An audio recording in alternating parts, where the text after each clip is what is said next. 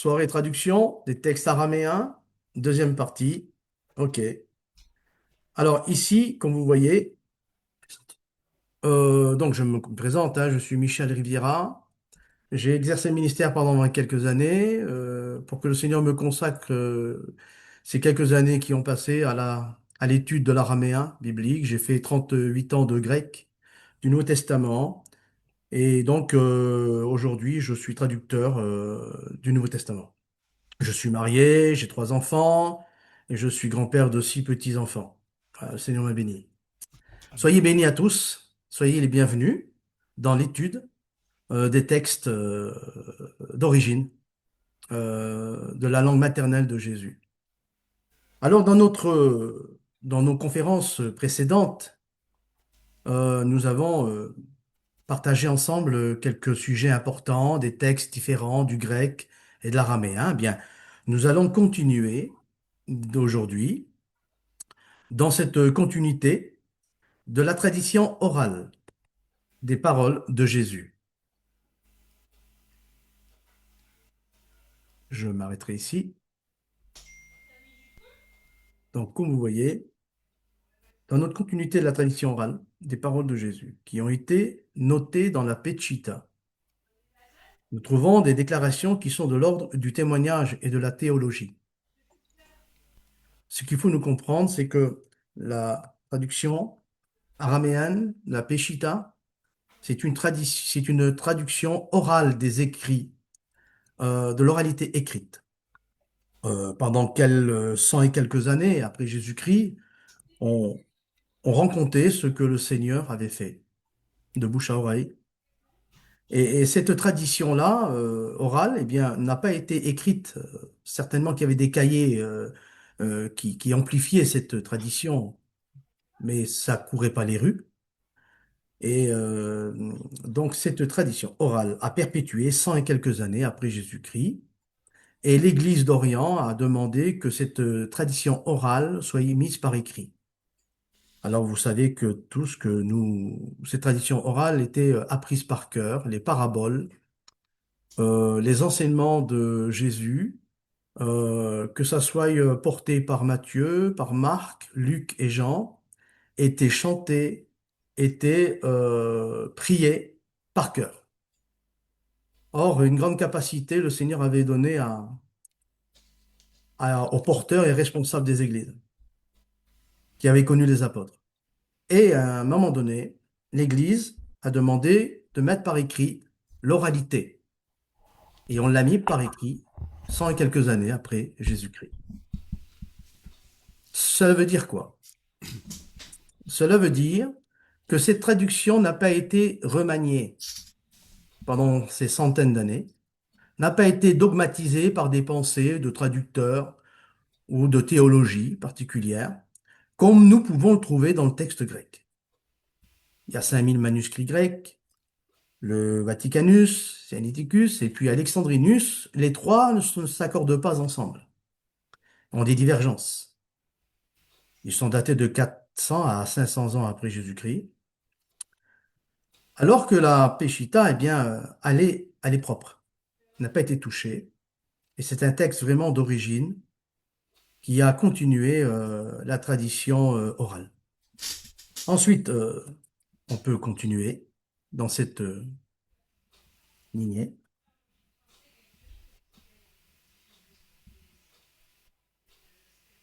Maintenant que cette tradition a été écrite, cette tradition orale écrite, nous pouvons s'approcher du texte d'origine, qui n'a pas été remanié, comme je vous disais, on va se répéter un petit peu, mais c'est important, euh, qui n'a pas été touché par les pensées dogmatiques, théologiques des églises ou des différentes dénominations. Alors maintenant, on peut s'approcher des textes du Nouveau Testament dans la traduction de la Peshitta. Et nous allons voir ensemble la prière révélée de notre Père dans Matthieu chapitre 6. Alors c'est très intéressant. Je lis la première traduction avec vous dans le texte grec que Louis II a traduit. Et on va le lire ensemble. Notre Père qui es aux cieux, que ton nom soit sanctifié, que ton règne vienne, que ta volonté soit faite sur la terre comme au ciel. Donnez-nous aujourd'hui notre pain quotidien. Pardonne-nous nos offenses comme nous aussi, nous pardonnons à ceux qui nous ont offensés.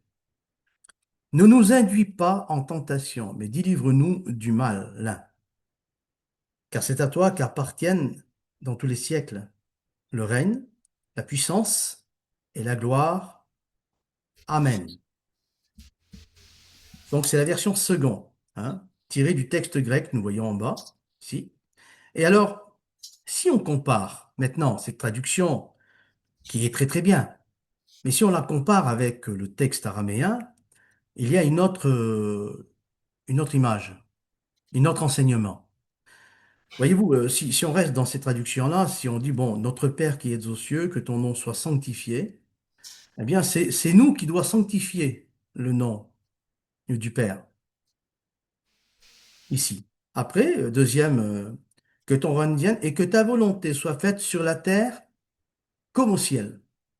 Donc, c'est une volonté qui est faite sur la terre comme elle est faite dans le ciel. C'est un petit peu ambigu, comme si qu'on pourrait avoir le pouvoir de créer ce qu'il y a au ciel, nous, sur la terre. euh, avec sa volonté. Donne-nous aujourd'hui notre pain quotidien. C'est très bien. Pardonne-nous nos offenses, comme nous aussi nous pardonnons à ceux qui nous ont offensés. C'est bien, traduit.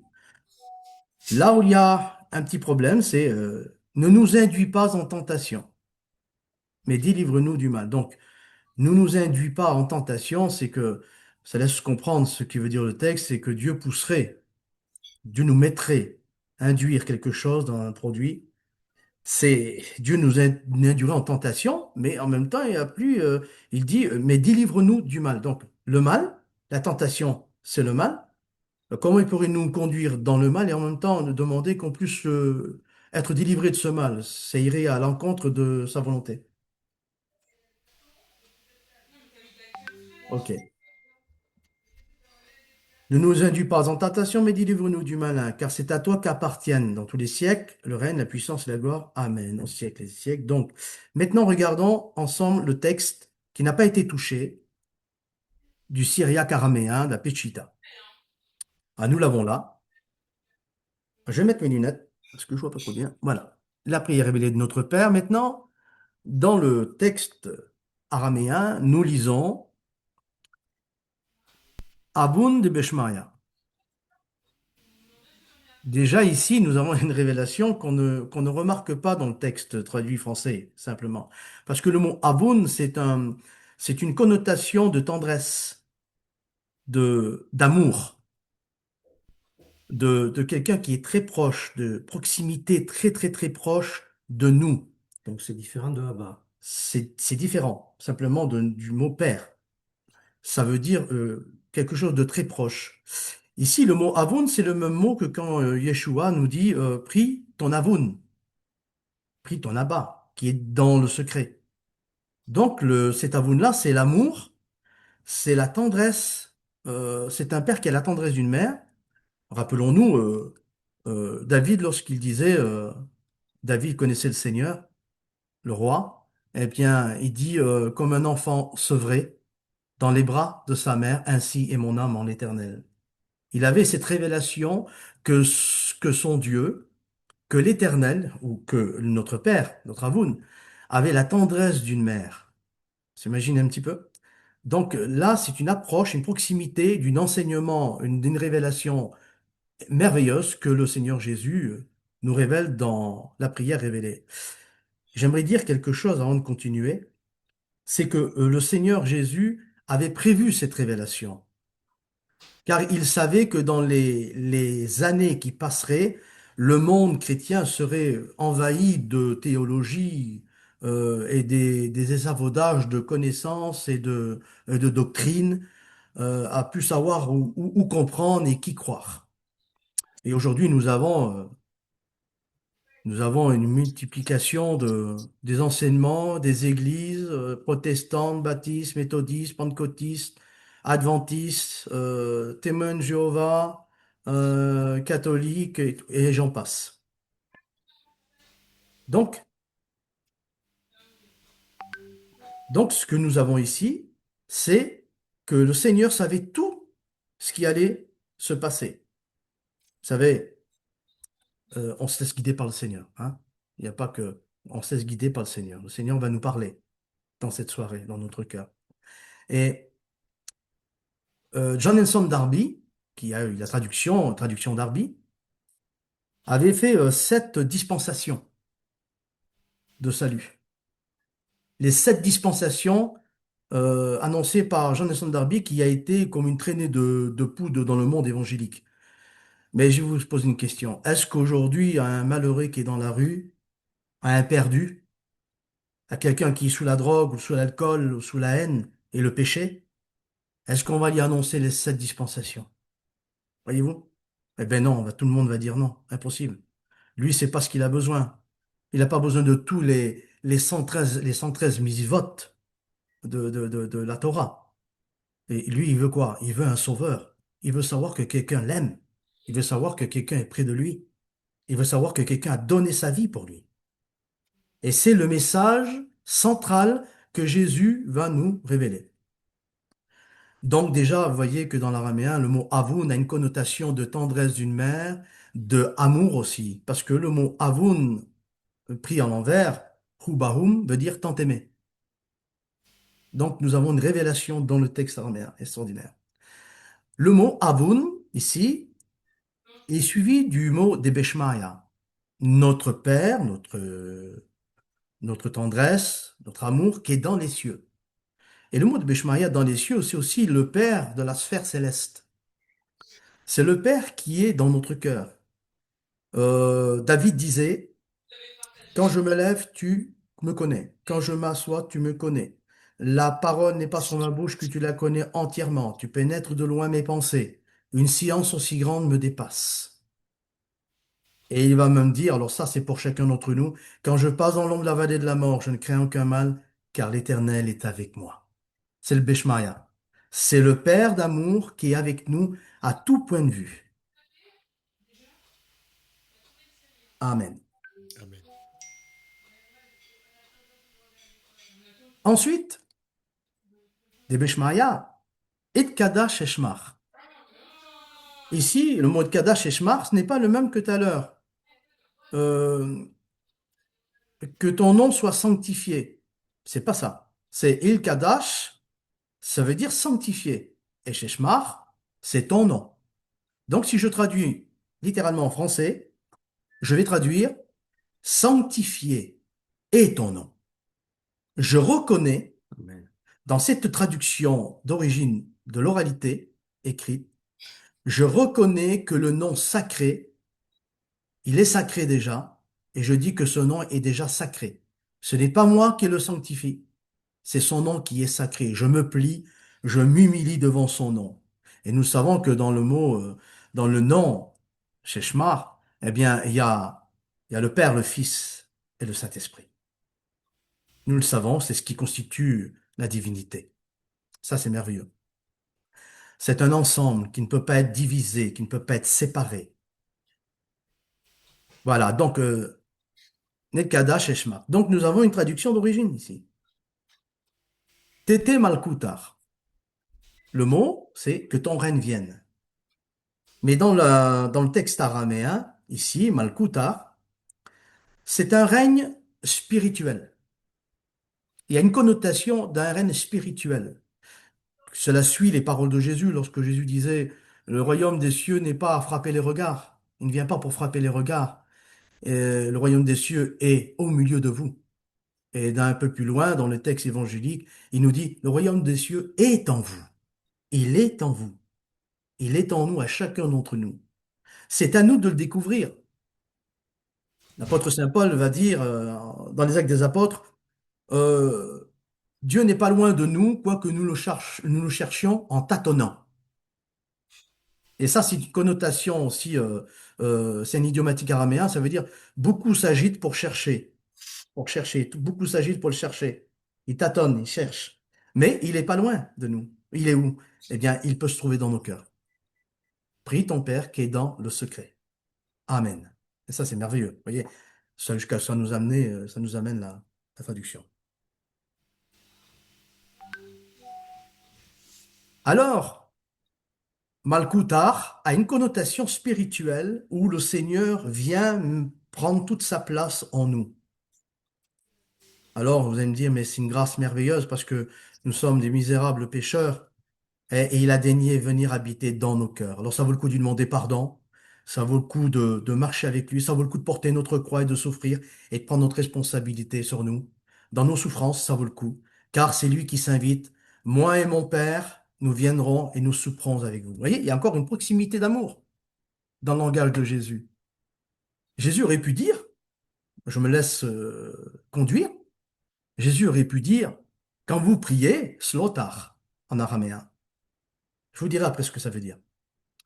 Jésus aurait pu dire, quand vous priez, dites notre Dieu, ou El Shaddai, ou Adonai, ou Allah, en araméen, Dieu, euh, ou les cieux des cieux ne peuvent le contenir. Non, il l'a pas dit ça. Qu'est-ce qu'il a dit? Il a dit Aboun. C'est un papa, c'est encore une proximité, c'est une famille. C'est quelque chose de très proche que Jésus veut nous enseigner. Il veut nous dire, ce n'est pas le Dieu des montagnes, c'est pas le Dieu des cieux qui peuvent le contenir seulement que vous priez et que je veux vous apprendre à prier, mais c'est quelqu'un qui est très près de vous et qui vous connaît. Il sonde les cœurs et les reins. Il pénètre de loin nos pensées. Et l'apôtre va dire, approchez-vous de Dieu si vous avez goûté que le Seigneur est bon. Donc, il y a rien, on ne peut pas être excusable si on ne s'approche pas du Seigneur parce qu'il y a tout pour nous attirer vers lui. Amen. Alors, donc c'est vraiment, vous voyez, on est qu'au 1, 2, 3, 4, 5 à la sixième phrase. Vous voyez ce qu'on a vu, on a découvert sur la sixième phrase, comment que le Seigneur est bon dans le texte. Newer sevianark, ensuite, après que ton règne vienne, il dit Sewer sevianark. Alors, Newers Vianach, Aikanad Bishmai Ha'arbara. Cela veut dire, ce n'est plus que ta volonté soit faite sur la terre comme elle est faite aux cieux, mais c'est que ta volonté soit faite des cieux sur la terre. sur la terre. Et ici, Arbara, c'est nous aussi. Plus que le texte, alors on peut bien sûr on peut avoir une volonté de Dieu sur la terre, on peut avoir une convention de chrétiens et avec une grande volonté dans un lieu établi, avec un temple, avec quelque chose. Mais le texte s'adresse d'abord dans nos cœurs. Que ta volonté soit faite des cieux sur la terre. Et rappelons-nous, moi j'ai une pensée là-dessus, c'est que la pensée que j'ai là-dessus, c'est que ta volonté soit faite des cieux sur la terre, c'est que la volonté de Dieu, nous ne pouvons pas la faire si lui, et si on ne laisse pas lui la faire. Aussi joli que nos projets soient, aussi poussés par notre enthousiasme de travailler pour Dieu, si on ne dit pas, Seigneur, que ta volonté soit faite des cieux dans ma vie, eh bien, on ne fera pas la volonté de Dieu. On croira la faire, mais on ne la fera pas. Oui. Et ça, c'est important.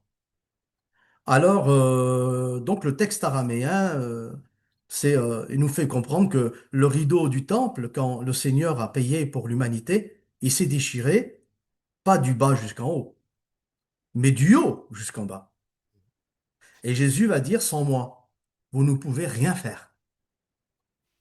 Jean-Baptiste a dit, il faut qu'il croisse et que je diminue. Vous voyez l'enseignement que le Seigneur veut nous faire comprendre? Ça veut dire laisse-moi faire. Le Seigneur nous dit un mot, laissez-moi faire. C'est moi qui fais. Laissez-moi toute la place. Et c'est moi qui va agir puissamment. Donc, la traduction araméenne nous laisse toute la place au Seigneur et c'est lui qui doit prendre les choses en main. Rappelons-nous les paroles des apôtres et de l'apôtre Paul, si Dieu le veut, j'irai. Si Dieu le veut. Et Jésus nous enseigne aussi, ne dites pas je ferai ceci, cela, mais dites si Dieu le veut, nous le ferons. Quelle sagesse, quelle humilité. Amen. Donc, que ta volonté soit faite des cieux sur la terre. Avlan densunekanan yomana. Donne-nous notre pain de toujours. ou donne-nous notre pain de demain. Ici, nous avons la substance où le Seigneur pourvoit et on lui demande et le Seigneur écoute nos prières. Mais il y a aussi dans le texte une connotation d'un désir de vouloir Jésus. Parce que notre pain de toujours, c'est un pain qui n'est pas qui n'est pas resté rassis, qui n'est pas resté 2 jours dans le passé. C'est un pain futuriste. C'est un pain présent et au futur. Donne-nous le pain de toujours, le pain de demain. Avec le texte grec, il y a une grande différence. Le texte grec dit, donne-nous aujourd'hui notre pain quotidien. Bon, tout le monde a fait ça, son pain quotidien autour de la table. Or, il y a une midrashim dans le langage de Jésus, ici. Et puis en même temps, on peut aussi comprendre pourquoi l'évangéliste Matthieu, qui avait été choisi par le Seigneur, a écrit, a décrit ce langage de Jésus. On comprend, parce que Jésus est vraiment là, en train d'enseigner Matthieu, et Matthieu va le mettre par écrit aussi ce que le Seigneur avait enseigné. Donc Matthieu est bouleversé. Matthieu est convaincu qu'il est le maître de sa vie, qu'il est celui qui a la tendresse d'une mère, qu'il est celui que son nom est sacré déjà, et qu'il se soumet devant ce nom, il est déjà sanctifié, qu'il sait que son royaume n'est pas d'ici-bas, mais que son royaume il vient dans nos cœurs. Matthieu est convaincu. C'est pour ça qu'il décrit ces phrases de Jésus. Il est convaincu. C'est comme un peu, il met son empreinte sur la théologie que Jésus est en train de révéler dans la prière. Très bien. Nous allons continuer. Avlan marden sune kanan yomana, donne-nous le pain de toujours. Jésus a dit, je suis le pain descendu des cieux. C'est important ça. C'est important que nous puissions laisser tout ce qui est terrestre pour essayer de se nourrir des choses de Dieu, mais que lui vienne dans nos cœurs, que le céleste, le spirituel, que son souffle, El Roi El Kadash, vienne agir puissamment dans nos cœurs et dans nos vies, et nous renouveler, et nous purifier, afin que nous sachions quelle est la volonté de Dieu à notre égard. Il est important. Pour moi, personnellement, le texte, à moi, il m'enseigne déjà, premièrement. Déjà, en tant que moi chrétien, le texte à moi me touche, il m'enseigne et il me fait approcher des sentiments et les sentiments qui étaient en Jésus-Christ. Donc c'est quelque chose de merveilleux. Donc ensuite, nous pouvons continuer. Nous avons vu quoi? Alors j'ai sauté, c'est vrai qu'on va essayer de se dépêcher un petit peu, mais Non. il y a des choses qu'on saute des fois. Quand il dit le mot Avun en haut, c'est aussi le mot au pluriel, c'est notre Père. C'est pas mon père à moi tout seul. C'est pas moi qui le connais tout seul. Comme si je serais quelqu'un de spécial et qui connaîtrait Dieu ou que mon groupe à moi, on n'aurait que nous le droit de connaître notre Père, mais les autres non. Or, c'est pas ça. Quand Jésus dit priez votre Père, quand vous priez, dites notre Père. Or, même si je suis tout seul, Jésus me dit, quand tu pries, dis notre Père. Alors je le prie, ça veut dire que je prie avec tous mes frères, avec tous mes sœurs, et que je suis dans la même peau que vous. Je ne suis pas plus haut, plus moins, on est les mêmes devant Dieu. Il n'y en a pas un meilleur que l'autre. On est tous les mêmes et nous nous sommes tous aimés gratuitement par Dieu. Et ça, c'est quelque chose de puissant et de fort dans l'enseignement de Jésus. Notre Père est le Père de tous, de nous tous. Il n'est pas le Père d'une religion particulière.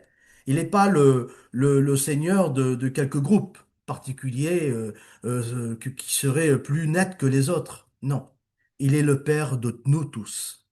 Et nous ne nous trompons pas. Quand Jésus enseigne qu'il est le Père de tous, il est aussi le Père du monde entier. Alors bien sûr, tous ne sont pas ses enfants dans la marche, puisqu'ils ne l'ont pas accepté. Mais il est le Père en tant que donateur. Et Jésus le dit à ses disciples, soyez parfaits comme votre Père est parfait dans l'Évangile. Je peux vous donner le texte. Car il fait briller son soleil sur les bons et les mauvais. Et il laisse pleuvoir sur les justes et les injustes. Il dit, soyez parfaits comme lui. Et le mot parfait, c'est pas une perfection morale qu'il est en train de parler. Parce que Luc reprend, le mot parfait, il le reprend, soyez amour, comme votre Père. Donc le mot parfait, c'est ici l'amour. Et bien sûr qu'il faut ressembler à notre Père parce qu'il est amour. Et donc nous devons aimer, s'aimer les uns les autres. Voilà. Je voulais juste passer là. Ensuite, nous continuons. Il dit, Weshbak, Hawiben, Haikanadaf, Henan Shbak Enahuben. Ici, nous avons un équilibre extraordinaire. Quand Jésus nous enseigne ici, alors on peut le voir bien sûr dans le texte grec, hein, ça, comme j'ai dit tout à l'heure, ça il l'a bien traduit. Pardonne-nous nos offenses, comme nous pardonnons à ceux qui nous ont offensés ou qui ont péché contre nous. Ici, nous avons une grande révélation que le Seigneur a révélée. Ici, le Seigneur nous dit qu'il n'y a pas une religion, il n'y a pas un groupe chrétien particulier qui est meilleur que l'un que l'autre. Et au pluriel, il nous demande de dire à notre Père, pardonne-nous nos péchés. Personne ici ne peut dire, oh moi je ne pêche pas, ou sinon il ne rentre pas dans la prière. Il ne rentre pas dans la prière enseignée par Jésus. Donc la chose qu'il faut comprendre, c'est que on ne peut pas apprendre à Dieu. On ne peut pas en apprendre à Dieu de lui dire, oh Seigneur, moi je ne pêche pas, je ne suis pas un pécheur. Et si Jésus nous dit, ne vous voilez pas la face, je vous connais très bien.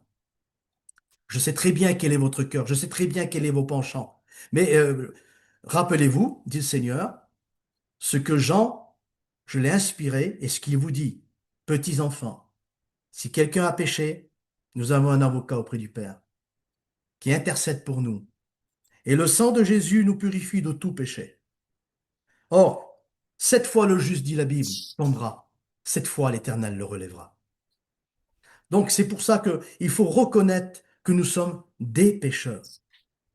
Et si on reconnaît que nous sommes des pécheurs, eh bien le Seigneur va nous nettoyer, va nous purifier, et nous allons aller de l'avant, et de plus en plus nous marcherons dans la sainteté et dans son amour.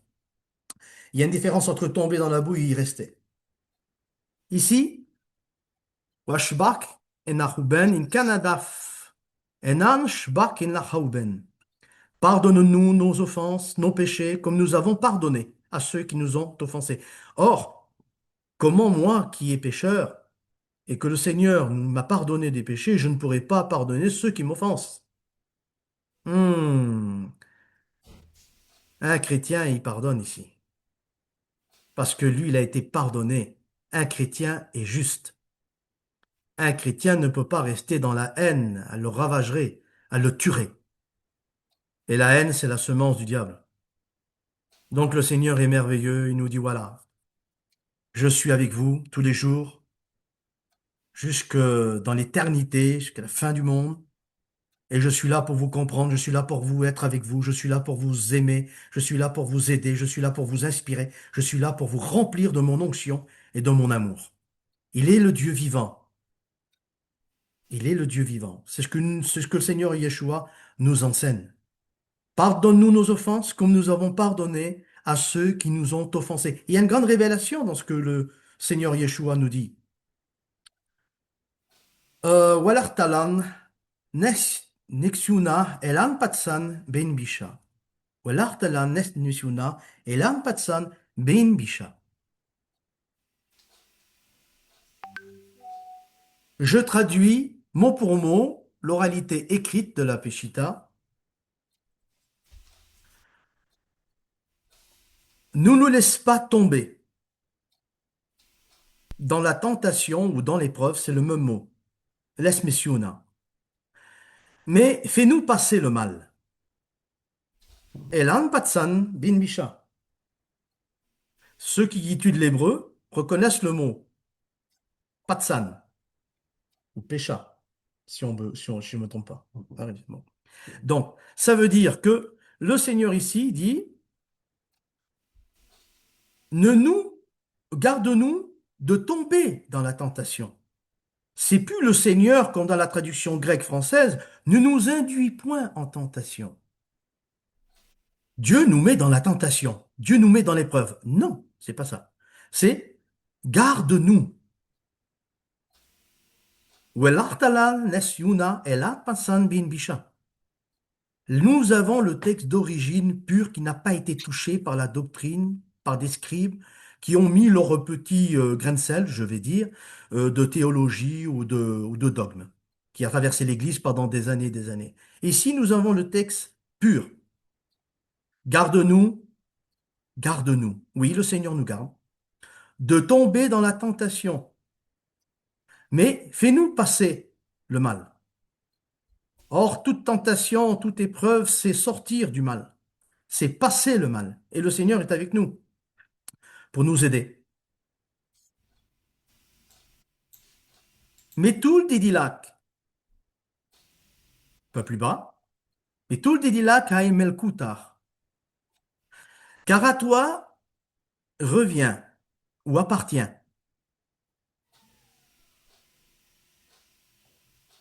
le règne, Melkuta, Wehila, la puissance, Wetel Bukta, et la gloire. La Halam, Halmin, pour l'éternité des éternités.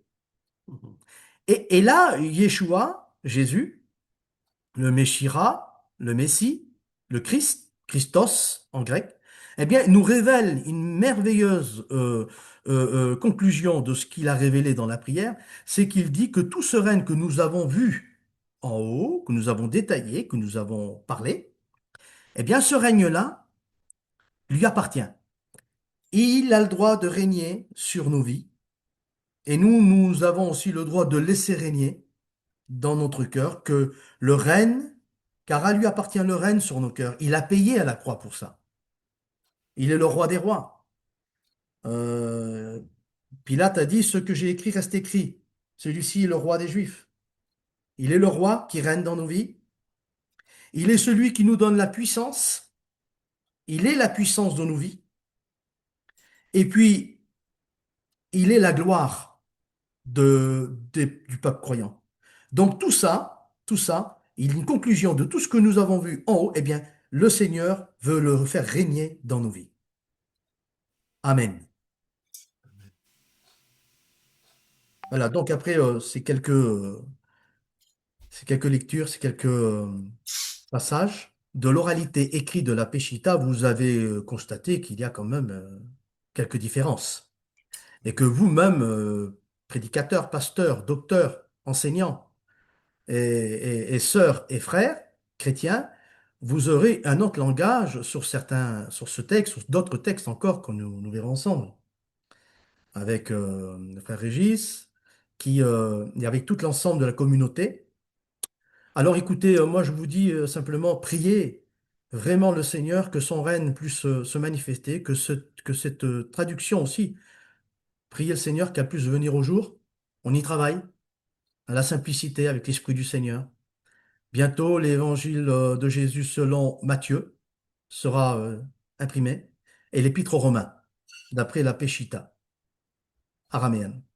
Et vous verrez qu'il y a quelque chose de glorieux et de puissant, comme vous l'avez constaté dans cette soirée. Alors, j'aimerais aussi simplement rectifier quelques mots qui ont peut-être été mal compris dans quelques plateformes que j'ai enseignées. J'avais dit qu'il n'existe pas quatre évangiles. Eh bien, c'est vrai. C'est peut-être choquant, mais l'Église, depuis des siècles, a dit les quatre évangiles, Matthieu, Marc, Luc et Jean. Or, c'est pas quatre évangiles, comme si qu'il y aurait quatre nouvelles. Parce que le mot évangile vient du mot évangélion ou besorta en araméen, qui veut dire l'heureuse annonce. Donc, il n'y a pas quatre heureuses annonces.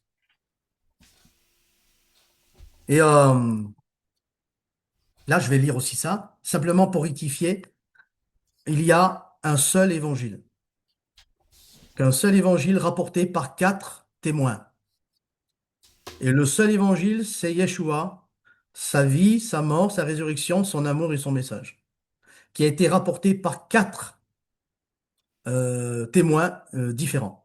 Et chaque témoin, eh bien, enseigne une théologie de ce qu'il avait cru, qu'il était convaincu. Alors ici, il y a qu'un seul évangile, comme vous pouvez le voir, si Régis. Pour le confirmer, l'apôtre Pierre, sur la dictée de Marc, Pierre, Marc plutôt, a écrit sur la dictée de l'apôtre Saint-Pierre, dans le chapitre 1, verset 1 de Marc, il est écrit cela. Donc, c'est pour confirmer l'apôtre Pierre sur la dictée de Marc. Donc, il dit, Richa d'Evangelion, ça c'est le texte grec, mais si on prend le texte araméen, il dit, Richa besorta, de Yeshua Meshira bar Alacha. Ici, il ne s'agit pas de quatre évangiles, mais une seule annonce. Ainsi, lorsque Marc ouvre son récit, il ne présente pas un écrit concurrent, mais le commencement du témoignage écrit d'une réalité déjà proclamée. Amen. Amen. Ce n'est pas quatre, excusez-moi du mot, mais c'est peut-être rigolo, mais c'est pas quatre Jésus différents, c'est un seul Jésus que vous allez annoncer, avec quatre témoins qui ont raconté ce qu'ils ont vu et écouté. On peut descendre. Ceci est confirmé dans l'exposé de Luc que plusieurs personnes ont composé des récits. Alors le mot des récits, c'est le texte grec ou des traductions françaises. Mais le texte araméen, c'est plusieurs personnes ont composé un récit. C'est toujours au singulier dans le texte, même dans le texte grec. Donc, seul l'évangile de Luc 1, verset 1 à 2, plusieurs ayant entrepris de composer un récit, et là nous avons la bonne traduction, des événements qui se sont accomplis parmi nous, suivant ce que nous ont transmis, ceux qui ont été des témoins oculaires dès le commencement et sont devenus des ministres de la parole, pas des paroles, de la parole, donc de l'évangile. La parole, c'est la melta. Nous savons que, donc ici, un récit, plusieurs, donc dans le grec, c'est poilos. Plusieurs, nous dit Luc, nous relate Luc, eh bien, plusieurs ayant entrepris de composer un récit, vous imaginez? Plusieurs ils sont. Il y en a des dizaines, mais c'est toujours un récit. C'est toujours un évangile.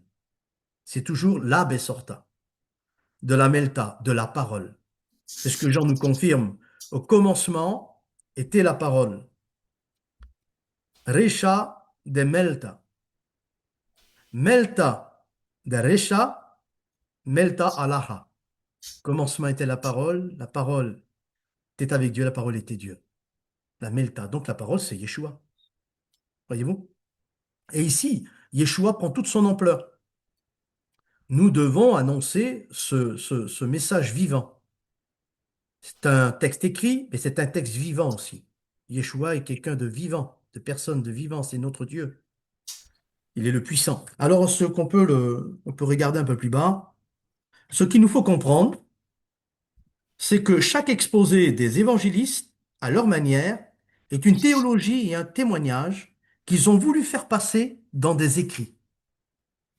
Et ça, j'aimerais vous pousser à tous à l'enregistrer dans votre cœur, que lorsque vous lirez les évangiles, les évangélistes qui rapportent un évangile, eh bien, ils ont composé, eux, une déposition de ce qu'ils ont cru, d'après les paroles de Jésus.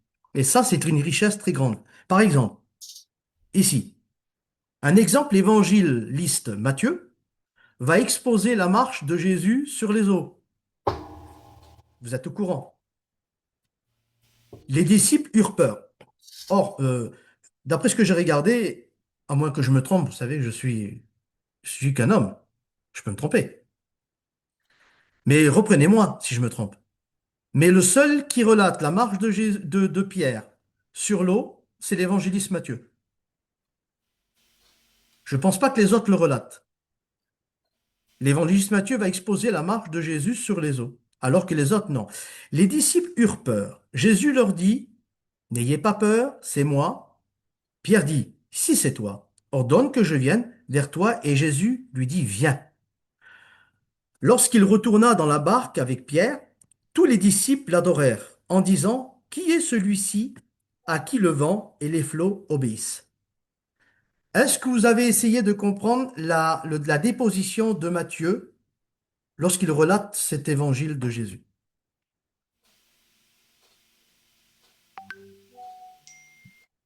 Qu'est-ce qu'il nous relate Matthieu? Matthieu est en train de nous dire que si les autres ont passé cet épisode, cette histoire, eh bien, outre, eh bien, Matthieu, lui, veut l'écrire. Ils ont dû peut-être se consulter ensemble et de dire, moi, je vais l'écrire ça. Parce que nous rencontrons que dans l'évangile de Matthieu, Matthieu est quelqu'un qui a une déposition beaucoup sur la divinité de Jésus. Pour Matthieu, Jésus est Dieu. Pour Matthieu, Jésus est le Seigneur des Seigneurs, le roi des rois. Il est son Seigneur. À plusieurs reprises dans l'évangile de Matthieu, nous retrouvons notre Seigneur. Alors, qu'est-ce que Matthieu veut nous déposer ici? Il est en train de nous expliquer que Jésus, lorsque les disciples ont peur, Jésus dit, n'ayez pas peur, Hana, Hana, je suis, je suis. Et là, il est en train de nous dire que, il est celui qui apparaît dans le buisson ardent, dans Genèse 3,14, je crois. Je suis l'Éternel, je suis. Matthieu a sa disposition ici, de ce qu'il croyait de Jésus. Ensuite, Donc, Anana, ça veut dire je suis, je suis. c'est-à-dire je suis celui qui est, en fin de compte. Mhm. Je suis, ça veut dire celui qui est, oui. Je suis celui qui est. Dans son récit, Matthieu nous présente une véritable théologie de Jésus dans le texte araméen. Lorsque Jésus dit c'est moi, l'expression peut être entendue comme Hana, c'est-à-dire je suis celui qui est. Cette parole ne sert pas seulement à rassurer, elle révèle son identité. Donc, qu'est-ce qu'on peut dire? Matthieu met son cœur là. Amen. Matthieu, il dépose, une déposition. Il n'était pas obligé de dire ça. Les autres l'ont pas dit. Mais lui, il le dit. Ça veut dire que Matthieu, nous suivons Matthieu dans sa déposition. Voilà ce que Matthieu croyait de Jésus. Il est celui qui est. Amen. C'est pourquoi Pierre peut marcher sur les eaux. Il ne marche pas simplement par foi abstraite, mais parce que celui qui est, à l'origine de la création, celui qui domine les éléments, lui a dit, viens. Ainsi, ce n'est pas l'eau qui porte Pierre, mais la parole du Créateur. Matthieu souligne ensuite la réaction des disciples. Alors ça, c'est encore une déposition de Matthieu. Oui, qui est donc celui-ci pour que même le vent et la mer lui obéissent? Alors cette question n'est pas un doute, mais une ouverture. Elle invite à reconnaître que Jésus n'est pas seulement un maître, mais qu'il est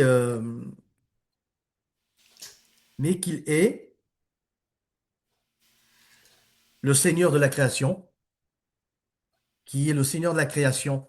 Et donc, vous voyez aussi ce qui est merveilleux, je vous amène là à comprendre comment, dans votre récit, dans votre lecture, comment comprendre la déposition des évangélistes sur le seul évangile. Matthieu n'oublie pas de dire que Pierre marche sur l'eau. Qui n'est pas victorieux parmi nous? Si un chrétien n'est pas victorieux parmi nous, il est plus chrétien. Mais qui ne s'enfonce pas aussi dans des erreurs, dans des problèmes, dans des défauts?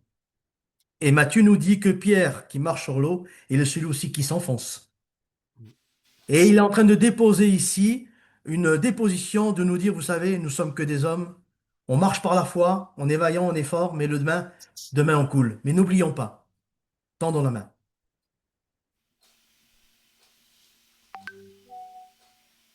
Est-ce que vous arrivez à voir mon visage? Parce que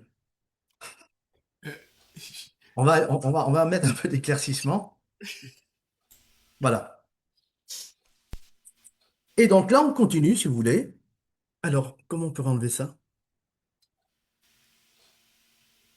Ça va, vous suivez? Ça va, c'est pas trop c'est bon, long? c'est bon. C'est intéressant? Oui. Amen. On est ensemble, hein?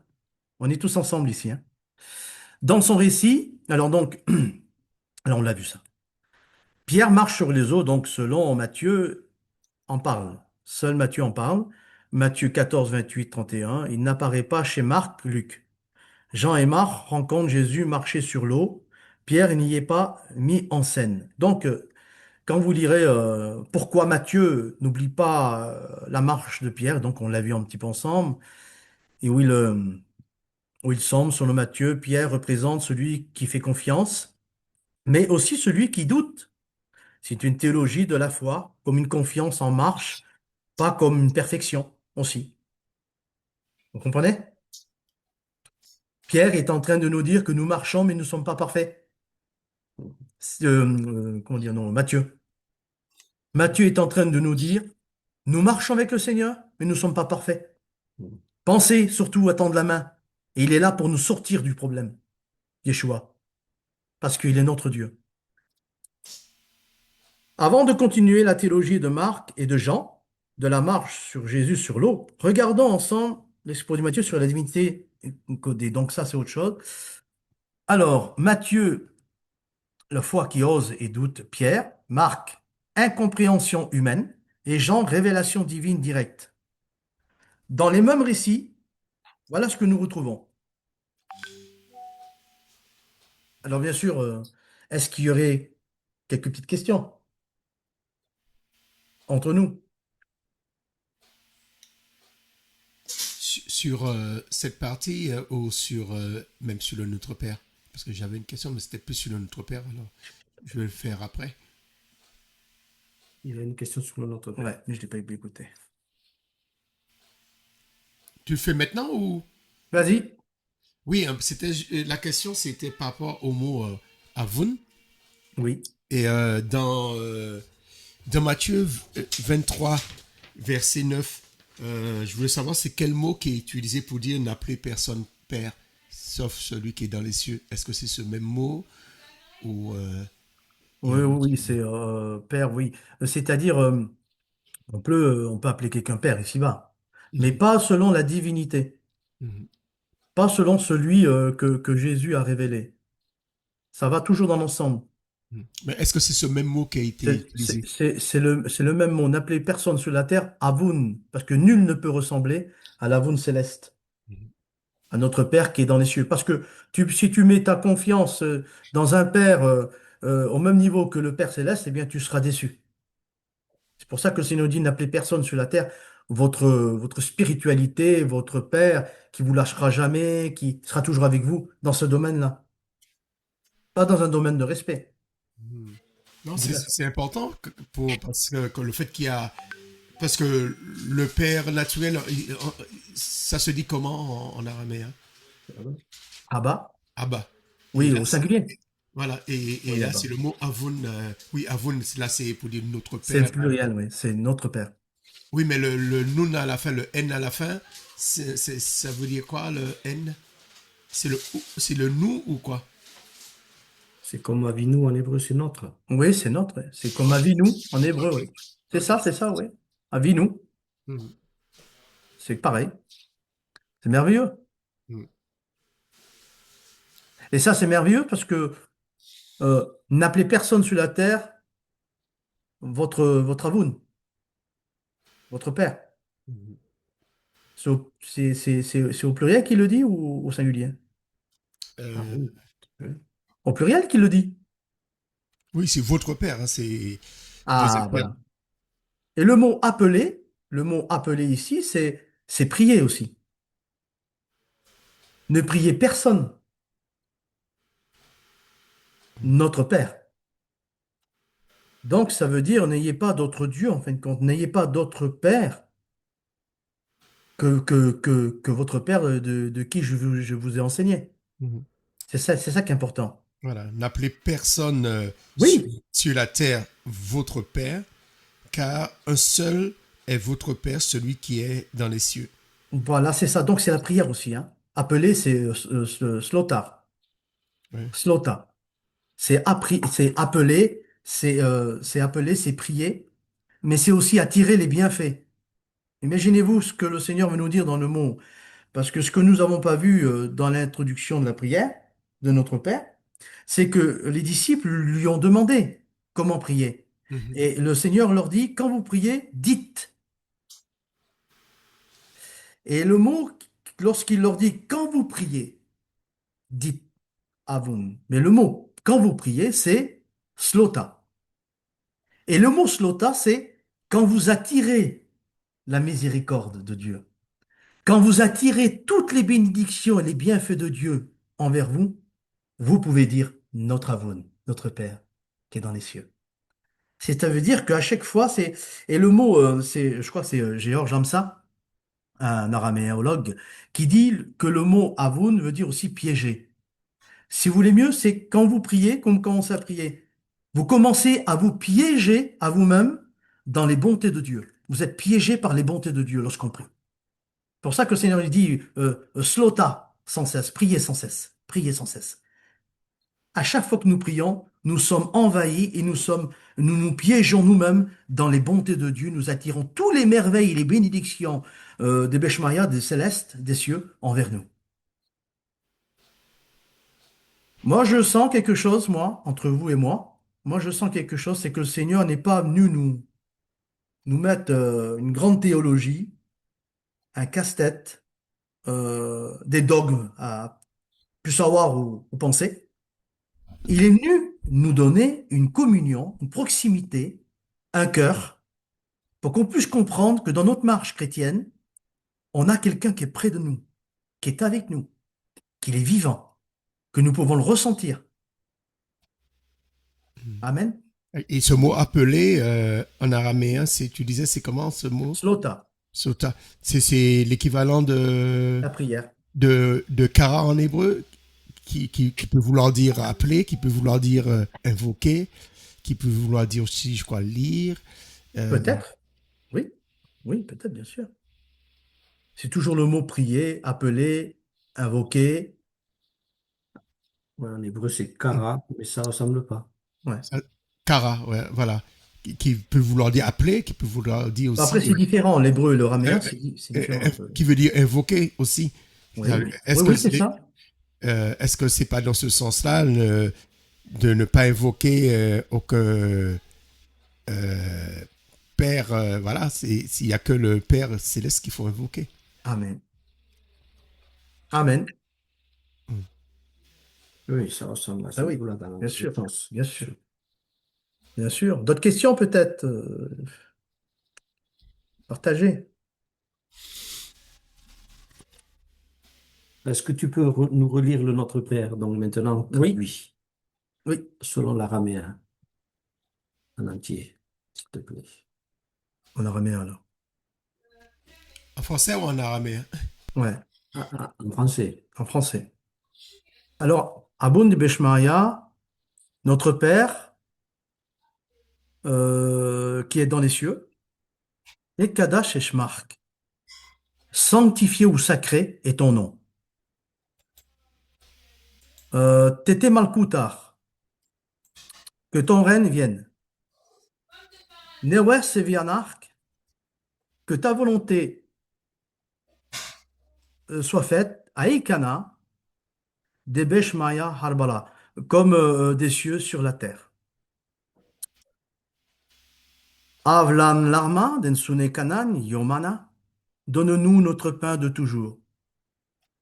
Washbark Hauben, Kanadaf, Henan Shbark in Lahauben. Pardonne-nous nos péchés ou nos offenses, comme nous avons pardonné à ceux qui nous ont offensés. Walartalan Lasmisiona, Elan Patsan bin Bisha. Que nous tombions pas dans la tentation, mais fais-nous passer le mal, ou délivre-nous du mal. Mais tout le Didilak, car à toi appartient Himel Kutar, le règne, Wehila, la puissance, ou l'autorité, Witel Bushta, la gloire, ou l'honneur, la Halam, pour l'éternité, Almin, des éternités. Amen. Amen, amen. J'ai sous les yeux la version traduite de l'hébreu, là. Ça rejoint un petit peu, il dit notre Père qui est au ciel, que ton nom soit sanctifié, car il est Kadosh. Ah oui, oui. Car il est Kadosh. Paraphrase un peu. Ouais. Ouais, s'il revient au texte araméen dans la dernière phrase. Mhm. Bon, Mhm. oui. Donc, n'hésitez pas pour les questions. C'est un magnifique passage qui nous parle Hmm. d'un père qui ne Ouais. laisse pas tomber Hmm. dans la tentation, dans le péché. Il y Amen. a, il y a aussi dans le mot Avon toute une connotation, je disais au professeur Régis, il y a une connotation dans le mot Avon qui n'est pas si fort dans le mot français, notre Père. Parce que dans le mot Avon, c'est le même mot aussi que quand lorsque Jésus parle du Fils prodigue dans Luc, dans Mhm. l'exposé de Luc, c'est merveilleux. Luc, il expose sa déposition, eh bien, qu'est-ce qu'il veut nous dire? Parce qu'il n'y a que Luc qui nous relate la parabole du Fils prodigue annoncée par Jésus. Eh bien, Luc nous dit tout simplement que le mot Avon, là, lui, il le comprend comme celui qui accepte son fils alors qu'il n'a plus d'habit sur lui, alors qu'il a tout dépensé son argent dans le péché. Et il dit que l'Avoun, eh bien, cet Avoun a une connotation de celui qui court dans les bras de son fils, qu'il tombe à genoux devant lui, et qu'il est pendu à son cou et puis qu'il l'embrasse. Amen. Je pense que là, une révélation comme ça, du mot Notre Père, une tendresse et un amour comme ça, alors d'accord qu'il a la tendresse d'une mère, d'accord qu'il est un amour, d'accord qu'il est notre Père à tous, mais de là à prendre un fils excusez-moi l'expression, il sent mauvais. Je sais pas Mhm. d'autre, je sais pas d'autre expression. Il a gardé les cochons pendant des jours et des jours. Il voulait même manger ce que mangeaient les cochons, mais personne ne lui a donné. Quand il vient, il n'a même plus de chaussures, il n'a même plus d'habits, il est tout déchiré, il est diminué de tout, mais il vient tel qu'il est. Et puis, il a fait sa prière aussi. J'irai vers mon Père, j'y dirai, là il y a une action de Dieu, bien sûr, il y a une action du Seigneur dans la vie, et j'y dirai ceci, cela, cela, même qu'il prépare sa prière. Rien n'a empêché l'amour de l'Avoun. Lorsqu'il fait son laïus, comme disait Billy Graham, lorsqu'il fait sa prière, eh bien, le Père ne lui dit pas un reproche. Amen. Et il lui dit rien du tout. Il a fini sa prière, mais il le prend et il dit, apportez la plus belle robe, mettez-lui des chaussures aux pieds, mettez-lui un anneau au doigt, faites cuire le veau gras, mangeons, buvons, dansons, car mon fils était mort et revenu à la vie. Il était perdu et le retrouvait. Ça, c'est le langage de l'Avoun, c'est la déposition de Luc de ce qu'il a pris de Jésus et qui nous le dit. Et ce qu'il veut nous dire, Luc, eh bien, il veut nous dire que le Père, que ce que nous soyons, quelle que soit notre vie, si nous revenons, il ne regarde pas les grandes prières, il regarde notre cœur. Et ça, c'est quelque chose de merveilleux. C'est l'Avoun du Fils prodigue. C'est l'Avoun du secret. Prie ton Père qui est dans le secret. C'est l'Avoun de la pluralité de tous les croyants, de tous les chrétiens du monde. Notre Père qui est dans les cieux. Amen. Alléluia. Amen. Moi, je suis béni. Ah oui, moi, je suis béni. Amen. Ben, on se réjouit. C'est vrai que Dieu est ce Père d'amour et il n'a fait aucun reproche à son Fils pourtant qu'il est C'est parti. vrai. Ça, c'est très, très important. Il n'a fait aucun reproche, mais il attendait. Il attendait tous les jours. Quelle beauté. Amen, amen. Soyons Quelle ainsi beauté. pleins d'amour les uns envers les autres. Même si on nous fait du mal, ne faisons pas de reproches, c'est très important. Comme il est écrit, qu'il n'y ait rien de mauvais qui sorte de notre bouche, mais s'il y a Dieu, quelques paroles qui servent à Alléluia. l'édification. Beauté. Amen, c'est très très Beauté. important. Alléluia. Yeshua. Voilà, je crois qu'on arrive presque à la fin. Si vous avez encore quelques questions, alors on va se laisser, on va méditer tout ça, le garder dans notre cœur. Alléluia. Nous avons été bénis C'est merveilleux. par ce message. Vraiment que le Seigneur vous accompagne, que le Père d'amour vous garde, vous accompagne, que nous accomplissions sa volonté des cieux sur la terre, Hum, comme Moïse qui avait fait le modèle de l'arche qui Oui. était dans les cieux, du Dans les tabernacle qui cieux. était dans les Amen. cieux. Beauté. Sa volonté commence déjà dans les cieux, dans la prière, et nous fait Hum, comprendre ce que lui du ciel il a préparé. Il a tout préparé d'avance, mais c'est dans le Gloire. ciel, c'est à Gloria. nous à le faire venir sur la terre. Gloire. Gloire. Amen. Gloire au Seigneur. Merci beaucoup. Merci. Merci pour votre écoute. Oui, merci pour tous. Voilà. Vous pourrez encore poser d'autres questions si vous Bien voulez sur le sûr, forum. sentez-vous libre. Sur le forum aussi. Sûr. Alors, soyez tous bénis. Shalom, shalom. Merci Soyez beaucoup. dans l'amour du Père. Priez, priez sans cesse. Amen. Priez le Seigneur, soyez des champions de la Bible, soyez des champions du Seigneur. Amen, amen. À une prochaine pour de nouvelles conférences sur Bible et Sciences. Soyez tous bénis. Amen. Shalom, Soyez Vous bénis. shalom. aussi. Merci.